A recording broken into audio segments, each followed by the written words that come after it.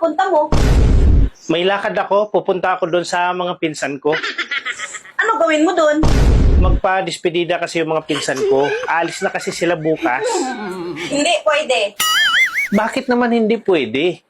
Wala naman akong gagawin dito sa bahay. Tsaka isa pa, inasahan nila akong darating doon mamaya. Sige, subukan mong lumakad. Baka ito na yung huling pagsasama natin. Ang hirap intindihin ng ugali mo. Ano bang gagawin mo pag aalis ako? Pag umalis ka, maghiwalay na tayo. Para malaya ka na. Sige, lakad na. Talaga? Sige, subukan mong lumakad. At nang makita mo. Sa liit mo? Matatakot mo ako? Hindi mo ako mapipigilan. Sige, go! Lumakad ka na.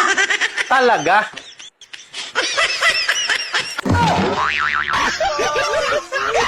Hindi lakad to ah. Ano ba ibig sabihin pag nagpapasalamat sa'yo yung tao?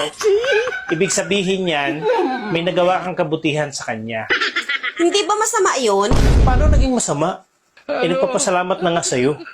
Tsaka ano nga pala yung ginawa mo? Bakit tulo pa sa salamat yung tao sa'yo? Nagyaya siya sa hotel. Sumama ako. Pagkatapos, tudok pasalamat siya.